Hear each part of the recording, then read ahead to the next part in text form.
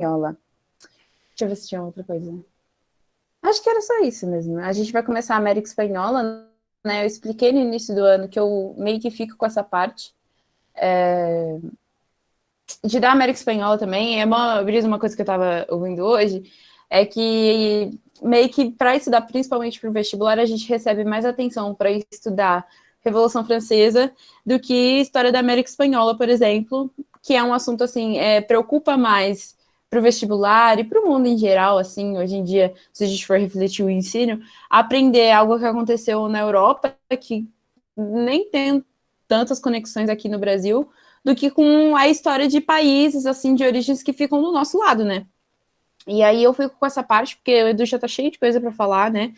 Ele fala do mundo inteiro, praticamente, e principalmente na Europa, né? Mas isso é uma reflexão que a gente tem que ter, mas que para vestibular vocês meio que tem que ver, né? Não dá para eu fechar meus olhos e falar, não, vamos aprender a história da África só, porque não vai dar muito certo no vestibular. A FUVEST ultimamente tem se atualizado, que é por isso que tem uma certa importância a gente estudar a América Espanhola, porque a história indígena e a história dos nossos países que estão aqui do lado está caindo cada vez mais e cai principalmente na FUVEST, sabe? Então é por isso que a gente passa desde a época do Ale, né, que eu já falei que era um antigo professor, ele passava essa matéria. Ela é meio que nova para mim, porque eu também fui ver só no meu ano de vestibular. Então, eu fui estudando um pouco, mas ainda é algo novo, sabe? História do Brasil eu já tinha mais contato desde antes. Basicamente, o que é a América Espanhola, né? Caso você esteja se perguntando. A América Espanhola é o estudo da história de toda essa área que foi colonizada pela Espanha. Vocês veem eu falar poucas vezes, porque eu não estou muito acostumada, mas também tem um modo de se referir ao Brasil colônia, que é a América Portuguesa. É quando a gente divide mesmo. Então, sei lá no norte, né, da América seria o quê? A América Inglesa, que foi colonizada pela Inglaterra. Tem a América Francesa também, com certeza, porque tem algumas cidades, alguns lugares como Quebec, se eu não me engano, que foram colonizadas, por exemplo, pela França, né? Acho que a segunda língua do Canadá até hoje é francês. E aí também tem a América Espanhola, que são os territórios colonizados pela Espanha, e tem a América Portuguesa, que é o nosso velho Brasil, que a gente já conhece. Também tem um pouco das Antilhas, que vocês viram, citando, ó, tem esse mapinha aí do lado desenhado, que são, caso vocês perguntem, nossa, o que é Antilhas? E não tenha tido tempo de pesquisar o mapa, são essas ilhazinhas que ficam na América Central e que foram usadas para fazer agricultura de açúcar e, consequentemente, depois foram roubadas, né, pela Holanda e, enfim, já vai para outras coisas. Mas, enfim, nisso hoje a gente vai estudar a América Espanhola como a região da América Central e do Sul, que não é invadida pela América Portuguesa mesmo. A gente trata de civilizações pré-colombianas, então vou falar um pouquinho dos incas e dos astecas, vai ficar principalmente nessa aula. Aí a gente vai falar de como eles foram colonizados, como eles foram invadidos, e depois a gente fala de como eles vão se independer. Por isso que essa aula, normalmente, ela fica bem na época da independência do Brasil, porque é legal que vocês vão ver, vão poder comparar, né, com a época de colonização do Brasil, que a gente viu no início, como era antes. A gente não tem tanta história assim escrita, né? Eu já comentei com vocês sobre como era o Brasil antes da colonização de Portugal, mas ainda assim a gente tem um pouco mais na América Espanhola, porque, enfim, existiu todo um investimento em escrita que a gente vai ver ao longo da aula. E, né, como que foi a independência? Então, no Brasil, vocês já foram como foi. Acabou com a declaração de independência de Dom Pedro, né? Que vai virar rei, mas que não passa de o próximo na monarquia portuguesa, por exemplo. Isso é uma independência de fato. E vocês vão ver que isso vai acontecer diferentemente e assim em vários lugares, né? A América Espanhola ela vai se dividir depois, enquanto isso não acontece no Brasil. Como que a gente vai falar das civilizações pré-colombianas? É justamente para estar antes da colonização. Uma coisa que a gente pode nomear certamente é que essas sociedades elas são muito parecidas com sociedades que vocês já viram na aula de história geral, que é, por exemplo, a Mesopotâmia, a sociedade mesopotâmica antiga e a egípcia, que eu acho que o Edu citou essa frase, sociedades teocráticas de regadio. E o que isso significa, basicamente, caso vocês não se lembrem ou não, enfim, não tenham visto de fato? Essas são sociedades teocráticas em que o que significa uma teocracia? É um Estado centralizado onde o líder desse Estado ele ou é Deus, ou é o representante maior de Deus. Então é como se esse imperador, né, que é, no caso, o exemplo dos Incas e dos Astecas, ele é o representante de Deus na Terra. Então, ele tem essa imagem de Deus, ele é igual a Deus. Ele é realmente o representante de Deus, entendem? Quero que vocês peguem bem isso.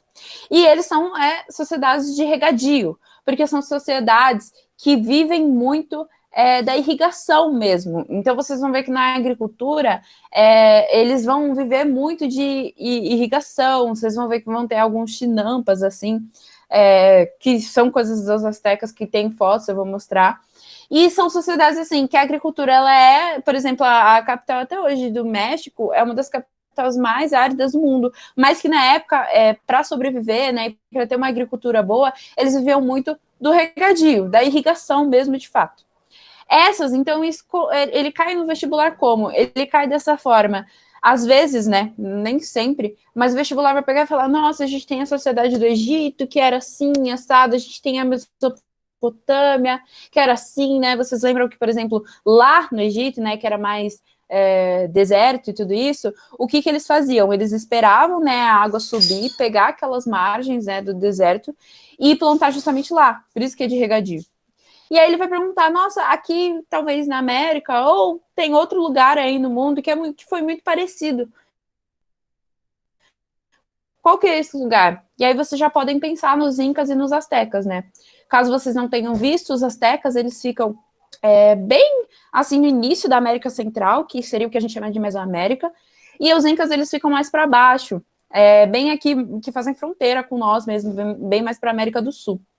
Esses estados, além de serem sociedades teocráticas de regadio, eles são estados grandes, assim, a maior parte, eles realmente são estados formados, e eles eram, assim, bem maiores do que os estados que a gente tem noção na Europa. Então, eles eram maiores do que França, do que Inglaterra, que vocês tendem a estudar, né, como potências, eles eram bem maiores. Se eu não me engano, a sociedade asteca, ela é cotada, assim, em ter 1 milhão de pessoas até, mas, assim, um número mais realesco que eu fiz a matéria da FEFELESH, que normalmente falam, é que contava com 240 mil pessoas, que hoje em dia pode até parecer pouco, mas na época era muito grande e muito maior do que essas sociedades que a gente viu lá na Europa. Então, ele era um estado abrangente e que estava procurando se expandir constantemente e detentor de terras. Então, eles detinham terras. Não era como se fosse um espaço comunitário em que todo mundo podia viver em qualquer lugar. Existia uma propriedade do estado mesmo. Então, como eu falei ali no canto, o Inca ele fica na região dos Andes, então fica bem aqui perto de onde o Chile mesmo, né, a Cordilheira dos Andes, e o Azteca fica na região da Mesoamérica, que seria o México mesmo hoje em dia. Os camponeses, né? Então vocês já viram que tinha um imperador, ok? Qual que era o papel dos camponeses, que é legal que vocês saibam? Os camponeses, eles pagavam tributos.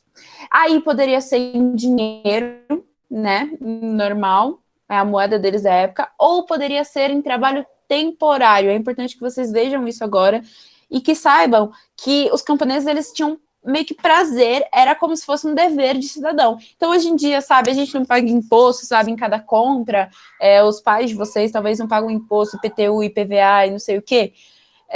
Isso é algo que a gente meio que faz para ser cidadão e porque, em teoria, pelo menos, a gente entende que é para o bem da comunidade. Isso era algo que eles faziam desse mesmo modo. Então, o trabalho temporário que eles faziam, e era de graça, sem troca de nada, era algo assim normal, era algo ok, fazia parte do senso de cidadão deles mesmo, daquela sociedade, de fazer parte de uma sociedade.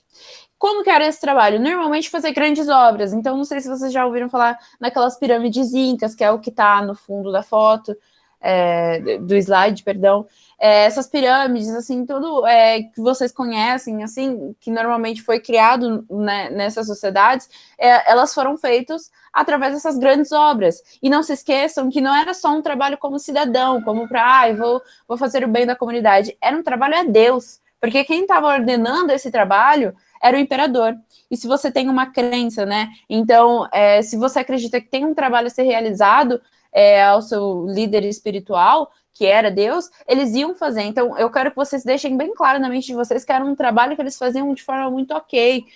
que era um senso deles de dever fazer aquilo, ok? Então, normalmente, eles, sabe, 3 meses do ano. Então, às vezes, um ano tinha 12 meses, 3 daqueles eles cediam fazendo esse trabalho temporário, né, de grandes obras.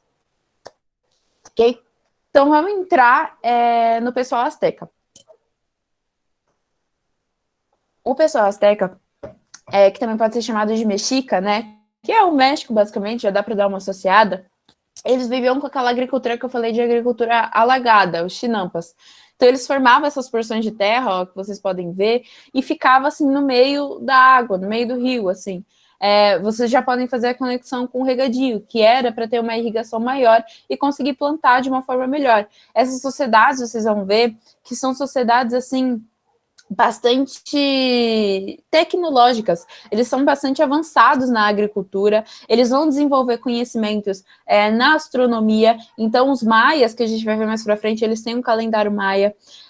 Vocês vão ver na arquitetura que tem as pirâmides incas, né, lá na América do Sul. Então, são sociedades avançadas. Também esqueci de falar, mas sociedades politeístas, né? Apesar do imperador ser um deus, ser um representante de Deus, existiam outros deuses ao lado dele, sabe? Então, não era monoteísta, era politeísta, né? Caso vocês ainda não saibam, poli é uma noção de vários. Então, várias crenças, vários deuses. E monoteísta são as religiões mais populares, assim, atualmente, né? Como catolicismo, protestantismo, né? Religiões cristãs que acreditam em só um Deus. É monoteísta, só um Deus, ok? A capital do... Oi. Os incas e os astecas eram politeístas ou só os astecas? Os 3, astecas, incas e mexicas. Deixa eu ver se tem aqui. Eu não coloquei mesmo que eles eram politeístas nesse slide. Astecas, incas e mexicas eram politeístas. Agora, os incas e os astecas eram essas sociedades teocráticas de regadio. Os maias têm uma diferença que eu vou explicar. Ok? Ok, obrigada. Nada. Então, aí a gente tem a capital, né, dos astecas, que era uma cidade, né, uma capital chamada México Tenochtitlan. Ela era, assim como eu falei, maior do que todas as cidades europeias que vocês podem ter na mente nesse momento, seja Paris, seja, sei lá, Londres ou qualquer outra. Eles contavam com cerca de 240 mil habitantes, mais ou menos em 1520.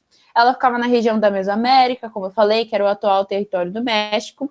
E qual que era o nome do imperador de lá? Era um cara chamado Montezuma, pelo menos na época que eu vou explicar a invasão dos espanhóis. Nessa época, eu acho que ele já estava desde 1490 por aí, 460, sei lá.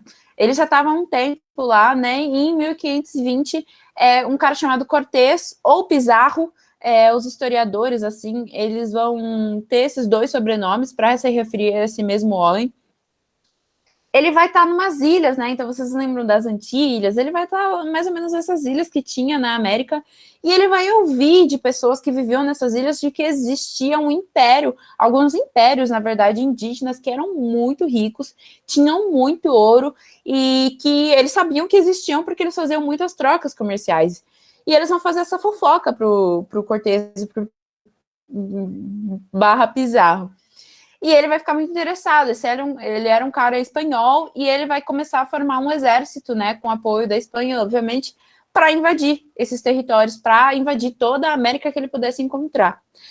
Basicamente, ele vai chegar nesse território logo de início, os astecas, que ficava no norte, né,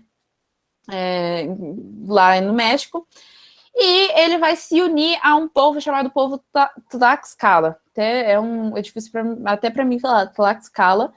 E ele vai se unir a esse pessoal indígena que era inimigo dos astecas. Então, vocês veem, eu já comentei um pouco na história do Brasil de que isso era algo normal de acontecer dos colonizadores, se unirem a povos inimigos para conquistar o outro, né, rival, conquistar esse rival e ainda assim acabar com esse povo que eles mesmos tinham se aliado. Então, de início, eles vão se aliar a esse povo Tlaxcala, e eles vão invadir, né, mais ou menos 4 mil indígenas, que serão os Tlaxcalas, e 1.150 espanhóis, mais ou menos, assim. Então, eles vão invadir os astecas, só que como era um estado muito maior, eles vão ficar lá sitiando mesmo a cidade, permanecendo na cidade, mas não conseguiram invadir e conquistar de fato ainda, porque era um exército muito bem formado, gente, eram estados muito bem organizados mesmo de fato. Aí eles vão ficar lá sitiando e tal, vai rolar um estranhamento, né, entre essas duas sociedades, entre esses dois grupos, até que o Montezuma vai combinar de se encontrar, né, com o Cortés. Montezuma, lembrem-se, era o imperador da época. Nisso, o Cortés, ele queria fazer meio que uma troca, né, porque ele vai chegar lá e ele vai ver que, assim, os povos astecas, gente, eles tinham a noção do ouro e dos minérios, e eles tinham muito, eles sabiam minerar de uma forma muito boa e muito avançada já na época. Eles não tinham os mesmos olhos, assim, do que os espanhóis tinham, né? O valor que o ouro tinha para os espanhóis não era, assim, um valor tão comercial para os astecas, era algo como se fosse, como que eu vou dizer, uma joia, algo de decoração, mas mesmo eles não valorizavam tanto assim, eles não tinham noção de que era uma moeda na Europa, né, provavelmente. E aí, enfim, vai rolar esse encontro entre os dois e o Cortés, ele vai matar o Montezuma, ele meio que vai fazer uma traição. A princípio ele vai prometer que era só um encontro, mas não era um encontro, não era para trocar ideia. Ele vai sequestrar meio que o Montezuma e vai falar que eles tinham que entregar ouro em troca do Montezuma. Eles vão, a população que amava, né, o Montezuma, porque ele era o deus deles, né, não era, como eu falei, não era só algo político, era algo religioso e espiritual também. Eles vão se unir e fazer assim, o tamanho, gente, eles vão juntar tanto ouro, que assim, antes, quando a gente dava aula presencial na Sanfran, nunca dei, mas o outro professor deu para mim, ele falou que era do tamanho de uma sala na Sanfran, mas vocês não têm noção, e assim, é uma quantidade muito grande, então vejam o seu quarto, ou o lugar que vocês estão, imaginam que é desse tamanho de ouro, sabe? É aquela quantidade de ouro que eles vão juntar para conseguir o Montezuma. E ainda assim, o Cortés vai aproveitar esse momento de entrega de ouro para assassinar o Montezuma, que ninguém sabe se fica entre o dia 30 de junho ou 1º de julho, mas foi entre esses dias, porque ele vai ficar escondendo, né? Ele vai falar, eu quero esse ouro, e até lá ele já tinha assassinado o Montezuma. Então, a sociedade vai ficar muito, assim, afetada, e é esse momento que o pessoal aproveita para já invadir e conquistar a cidade. Uma coisa importante dizer é que eles vão roubar o ouro e tal, tem pessoal, obviamente, que vai ficar puto e que vai preferir morrer acabando com esse cara, e ele vai sair correndo. Todo mundo que estava, né, esses 4.000 indígenas e 1.150 espanhóis, nem todos eles vão sobreviver. Eu acho, assim, que de 1.000 espanhóis, 500 vão conseguir meio que fugir desse território asteca, mas eles vão sair correndo, assim. Óbvio que depois o território já vai estar muito mais enfraquecido, principalmente porque mais da metade da população vai morrer de varíola e sarampo. Então, vocês notam que às vezes não era nenhuma questão militar, de os espanhóis eram mais fortes. Não, é porque eles tinham uma resistência biológica muito mais forte a várias doenças que já existiam há muitos anos na Europa, que eles vão vir para cá com essas doenças, e os indígenas que nunca tinham entrado em contato com essas doenças, não tinham sistema imunológico para isso, boa parte vai morrer. Muita gente vai morrer. E isso é algo que a gente vai descobrir, a história vai descobrir só depois, sabe? Só depois a gente vai ver que a maior parte da população vai morrer por causa de doenças e não só por questões militares violentas. Enfim, eles vão sair correndo, gente. Vão fugir com todo o ouro que eles conseguiram. Tem gente, inclusive, que vai morrer afogada, assim, porque eles vão, né, tentar nadar e tudo. Enfim, todo mundo vai sair correndo. E aí eles vão ir para o próximo local, que na verdade são os maias, né? Mas tem não vou dar spoiler, tem uma peculiaridade sobre os maias que eu vou falar depois. Como que eles vão invadir os incas? Os incas, eles tinham uma agricultura comunitária, né? Que eles chamam de ailus. Então, tem um espaço dedicado à agricultura. Ali tem uma imagem de um território construído pelos incas, por exemplo. Eles têm um espaço dedicado à agricultura, e era uma agricultura de todos, em que todos iam lá trabalhar, né, produzir tudo que eles precisavam para sobreviver. A capital era Cusco, né, mas a região ficava toda pela região do Vale do Cusco, Andes Central e Centro-Sul. Uma diferença no Império dos Incas é que eram dois. era uma diarquia, né, como chamam. E na época de invasão, esses dois eram o Atahualpa, que ele era meio que o administrador mesmo, ele cuidava dessas questões normais, gente, que todo, né, líder tem que cuidar, assim, a administração central mesmo. E tinha o segundo, que era o Huáscar, que era um comandante militar. Então eu falei que eles eram estados abrangentes, eles se expandiam, eles estavam numa constante busca para caçar outros territórios mesmo. E o Huáscar meio que ficava nisso, né, nas guerras, nas batalhas, todo esse tipo de coisa. Os espanhóis, eles vão demorar 10 anos para chegar a Cusco. Então, se a invasão começou lá no norte, né, no norte da América Central, eu falo, né, lá no México, eles vão demorar 10 anos para chegar aqui no sul, que eu falo que já é mais Chile, já são lugares que fazem fronteira com a América Portuguesa.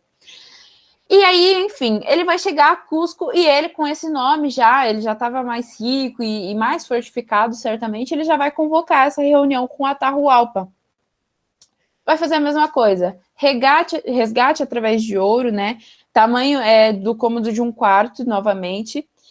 E o Atahualpa, ele vai ser morto do mesmo jeito. Eles vão falar, assim, que o Atahualpa, ele tinha que se converter ao catolicismo para ele ser uma pessoa melhor e tudo.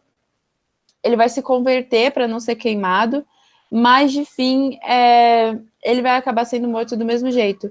A ameaça, né, é que se ele não se tornasse católico, ele não ia ser abençoado, nem nada disso, e ia acabar sendo assassinado e queimado, que era uma questão muito importante para os incas da época, porque eles acreditavam muito no rito funerário de enterrar alguém. Era muito importante isso para eles. E você ser queimado ia ser algo, assim, catastrófico, assim, espiritualmente para a pessoa. Então, para ele não ser queimado, ele finge, né, se converter. Enfim, a partir disso, como eu falei, gente, já é um afeto muito grande para as populações que estão vivendo lá na época. Como eu falei, é importante que vocês considerem que esses imperadores eram como se fossem deuses. Então, já acontece o maior caos, eles já estão mais fortes, estrategicamente, eles já têm dinheiro para pagar mais coisas, e eles conseguem eventualmente conquistar a sociedade inca. Uma coisa interessante de falar é que o Tupac Amaru, né, para quem gosta de rap, ele vai ser nomeado disso porque a mãe dele vai conhecer a história da América Espanhola, que é meio que o nome da última pessoa que estaria na linhagem, né, e vai ser morto, enfim, e mais para frente vocês vão ver que vai acontecer uma revolta na época da colonização, que é para um cara que vai se chamar de Tupac Amaru II, porque ele quer resistir a essa colonização espanhola, e eu vou explicar isso mais para frente. Tem uma frase que os historiadores indígenas vão usar na época, né, que os europeus, eles são tão apegados ao ouro como os porcos são apegados à lama, porque, né, como eu falei, os europeus, eles vão ter um olhar muito comercial e muito de ambição mesmo em relação ao ouro, que os indígenas, eles não compreendiam na época. Eles tinham, né, eles sabiam que era importante, mas, sabe, a ponto de matar pessoas, a ponto de matar o deus deles, eles não sabiam que eram a esse nível. Beleza? Nisso a gente já tem duas sociedades meio que conquistadas, né? Astecas e Incas. Agora a gente vai para os maias, né? Que eu tô falando para vocês que tem uma diferença. Os maias, eles são centros urbanos independentes. E aí, para vocês usarem como referência, né? A gente pode dizer que é similar às cidades-estados da Grécia. Então, vocês viram, né, que os incas e os astecas, né, eles são semelhantes às sociedades egípcias, às sociedades mesopotâmicas antigas e tudo. Então, os maias, eles também têm a própria semelhança, que é com a Grécia. As cidades-estados, não sei se vocês se lembram, são cidades que se auto-organizavam. Então, existia um estado formado da Grécia, mas as cidades-estados eram independentes, né, centros urbanos literalmente independentes. Eles tinham as próprias considerações de política e eles decidiam que propriamente iam tomar em cada cidade. Os maias ficavam mais ou menos na região das Honduras, Guatemala, Península de Yucatán, essas regiões mais para o centro mesmo. Vocês viram lá no mapa que os astecas ficam em cima, os maias ficam embaixo e os incas mais embaixo ainda, aqui na América do Sul. que vai rolar com os maias? Os maias, eles não têm uma agricultura tão desenvolvida assim, e com o tempo, antes mesmo da invasão dos espanhóis, eles vão perder o esplendor e as extensões, e a extensão que eles tinham, né? Então, como eu falei, esses povos são povos que sempre estão tentando se expandir, se expandir. E aí o que vai rolar é que, no meio dessas guerras internas que eles vão ter, eles não vão conseguir se organizar tanto assim, né? Então, vocês ouvem falar do calendário maia? Gente, até hoje, se vocês forem pesquisar o calendário maia, ele tem muita fama, assim, de realmente fazer sentido, assim, de prever muitas coisas que estão acontecendo de fato, de coisas, assim, que vão acontecer hoje, faziam sentido. Tanto que, na época, eles previam de que ia ocorrer uma invasão. Isso ia ocorrer e, de fato, acontece. Então, tem muito desse rolê. Assim, é um exemplo de uma astronomia muito avançada mesmo. Mas que, assim, quando os espanhóis chegam, já é muito enfraquecida, sabe? As colheitas vão começar a dar meio que errado, sabe? Então, não vai ter como as pessoas se alimentarem. Consequentemente, eles vão começar a meio que dar errado. Uma coisa que dizem, né? Os espanhóis, quando chegam nos maias, já não existe mais, é só um território vazio. Mentira, eles existiam, mas era muito pouco, assim, era uma quantidade pouquíssima. Então, por isso que meio que a gente já pulou direto para os Incas, porque a conquista foi muito mais montada nos Incas, assim. E os maias, eles chegam, assim, já era uma população muito menor, muito mais enfraquecida. Eles não tinham formas, assim, de resistir. Cortés / Pizarro não precisou se esforçar, assim, para fazer um mega plano para conseguir conquistar, de fato, os maias. Nisso, a conquista se deu, né? Então, a conquista ela não passa de um genocídio realizado pelos espanhóis. Então, é importante dizer, né, que os indígenas eles foram agentes ativos da conquista e que, não só de forma militar, ela foi marcada pela fome, né, devido ao colapso da lavoura. Esses pontos que eu deixei aí, é importante que vocês saibam muito, porque isso é algo que costuma cair em prova. Porque hoje em dia a gente tem duas coisas, né? A gente tem o militar, a conquista militar ela acontece, né? Por ataques empreendidos pelos colonizadores, então ataques organizados pelo Cortés, e com apoio, né, da Espanha, né, que estava interessada no minério que tinha na região de lá. E isso é meio que óbvio, né? A gente sabe que existe um ataque militar, né? Isso é a primeira coisa que a gente pensa numa conquista para a colonização. Cultural também, a gente já ouviu falar na história do Brasil, né, de que a principal responsável vai ser a igreja. A igreja vai chegar aqui, na América em geral, assim, realmente procurando novos povos, pessoas para catequizar. E eles vão fazer isso nos indígenas. Qual que é a ameaça aos indígenas? Beleza, vocês podem ficar aqui, mas vocês não podem continuar com a religião, com as crenças de vocês. Vocês têm que ceder ao catolicismo. Então, esses dois a gente já ouviu falar, já é meio que consenso, assim. Agora, o biológico, que é o que eu estava comentando antes com vocês, o biológico ele é algo que vai ser descoberto, assim, meio que recentemente. Porque a gente vai ver que os europeus eles vão ser imensos, assim, grandes vetores de doenças.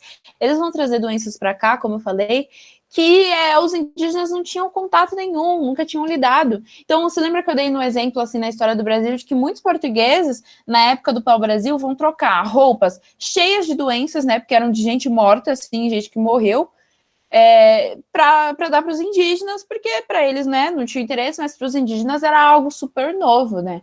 E eles vão pegar o pau-brasil em troca disso.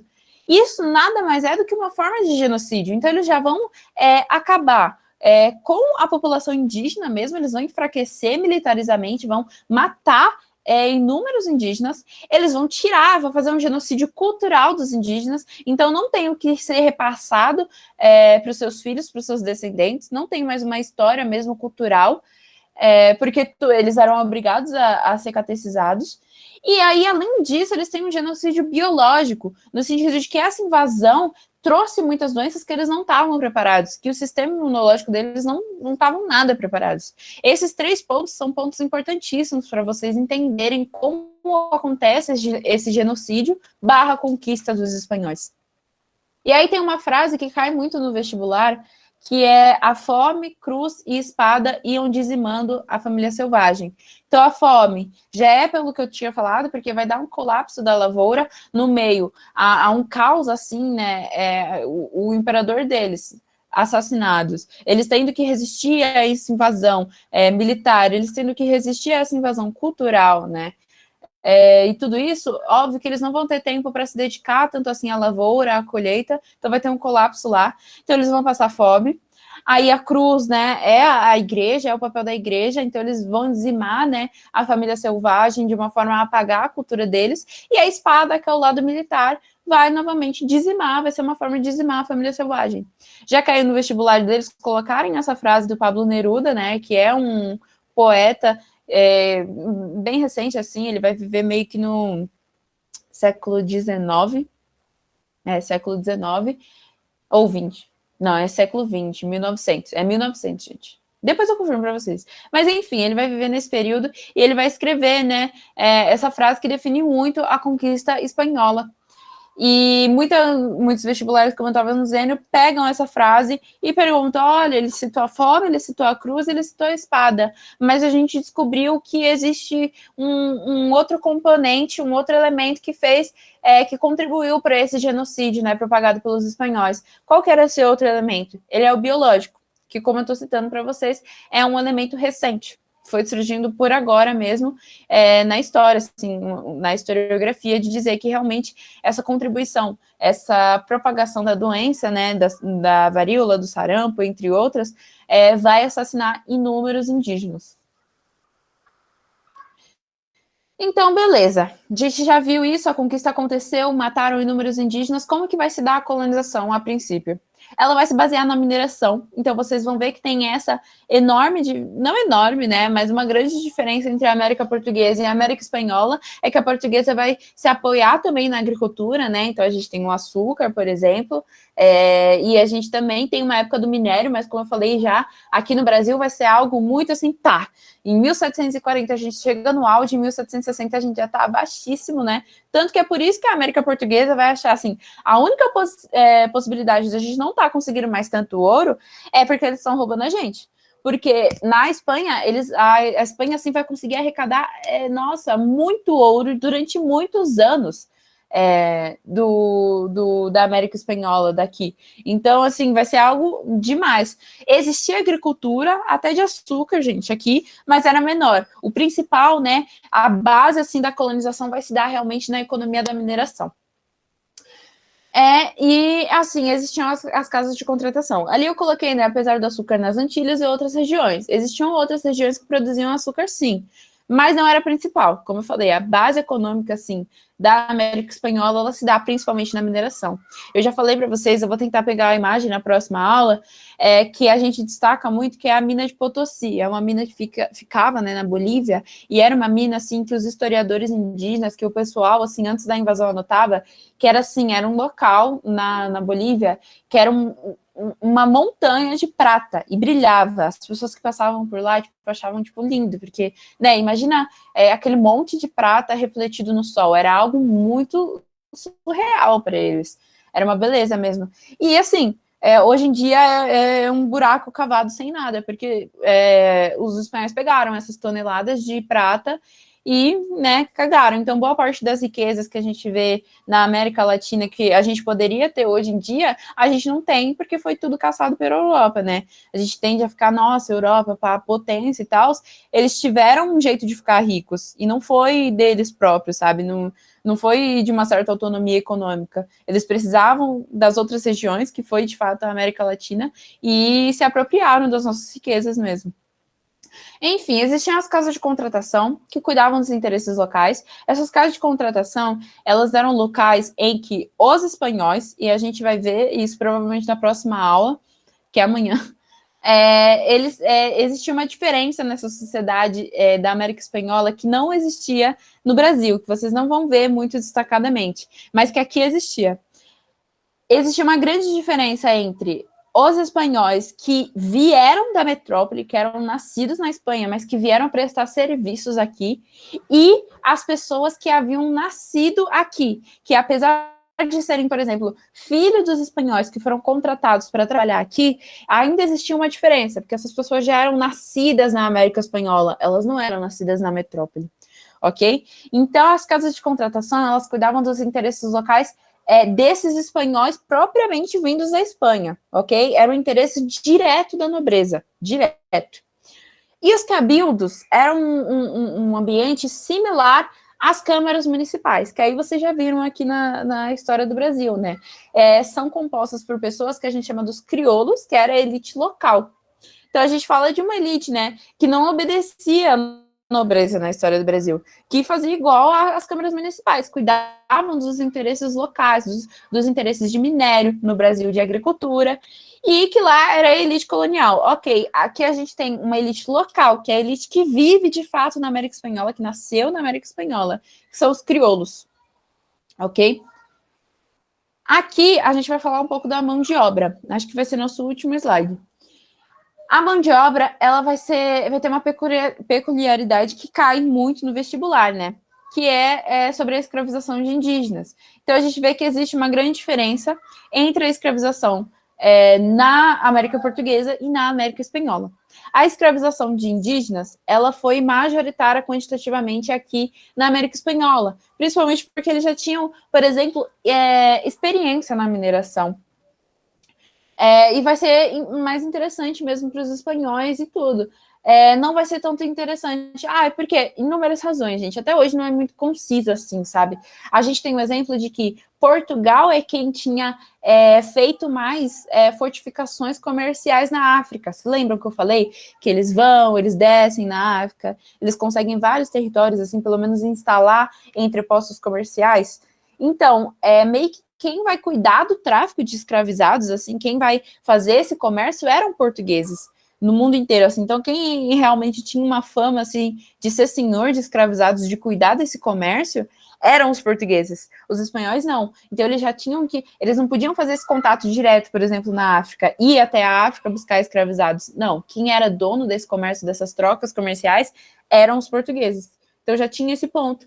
Tem outros pontos, por exemplo, de que os indígenas aqui no Brasil, eles tinham uma noção, assim, de que a agricultura que estava sendo implementada, uma agricultura gigante, né, monocultura, com grandes propriedades, não fazia sentido para eles. Eles já sabiam mais como fugir. Enfim, tem toda essa questão. O importante é que vocês saibam, por enquanto, é que a escravização de indígenas foi majoritária na América Espanhola.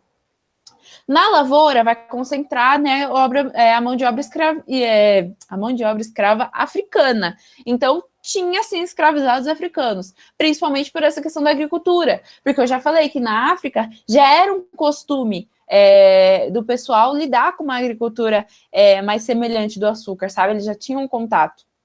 E na mineração já é, novamente, majoritariamente realizada por indígenas. Gente, eu acho que não vai dar tempo. A mita e a encomenda é algo que eu quero que deixe claro, assim, para vocês. Então, eu vou parar a apresentação por aqui. Vocês têm alguma dúvida? Eu vou ver aqui no coisa.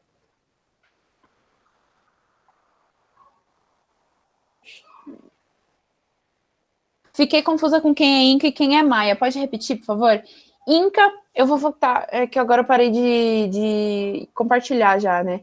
Inca é o pessoal que ficava aqui no sul. Então, vocês podem imaginar, eu imagino já aqui no Chile, eles ficavam muito na Cordilheira dos Andes e tal. E o Maia são o pessoal que fica lá no México. Então, assim, tem uma boa diferença. E quem fica no meio dos dois? Os Maias. Ok? Ô, Camis, deixa eu te perguntar. Agora, pode perguntar, depois é a Fernanda.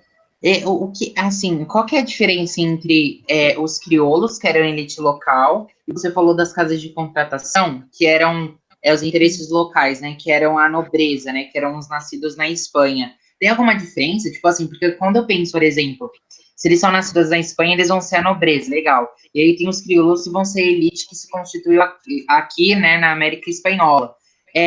Mas as pessoas, porque não faz sentido na minha cabeça, parece que é muito pouco tempo deles ficarem e já constituir uma elite, né? É louco isso. Mas a diferença é que a única diferença é que um saía na América Espanhola, outro na Espanha, ou tem outra coisa? É meio que isso. Então, uma coisa que a gente tem que ter noção na época é que a colonização vai começar, né? Então vai virar moda entre os países a gente buscar terras para fazer esse pacto colonial, né? Só que não era interessante, assim, sabe? Nenhum português queria, assim, de primeira. Nossa, a primeira coisa que eu quero fazer agora que a gente descobriu o Brasil é ir para lá, é viver lá. E isso vai acontecer muito na Espanha também. Então não era, sabe, tipo, você estar na metrópole já era, você ter nascido e ser da metrópole já era muito melhor do que você ser nascido na região colonial, já era pior.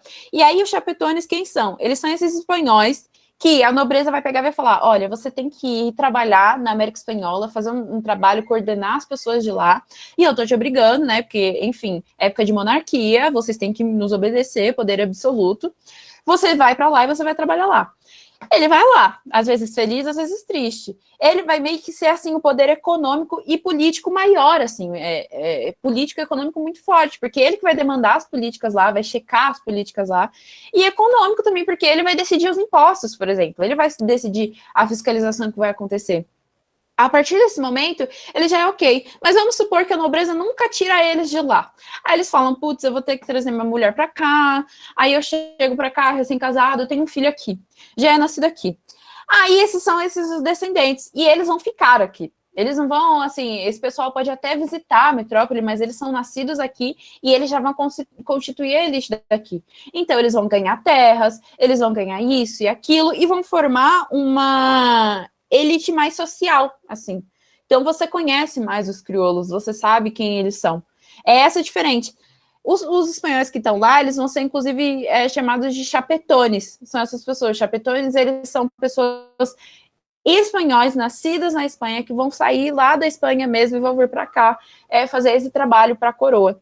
E os crioulos são os descendentes dos chapetones, os descendentes desses espanhóis, que vão vir aqui fazer esse poder também econômico e político, de certa forma, porque vocês viram que existiam os cabildos, mas que ainda assim é muito mais social também. Ele já, sabe, ele já é nascido lá, ele já conhece mais a terra e tudo, só que ainda assim ele é uma elite.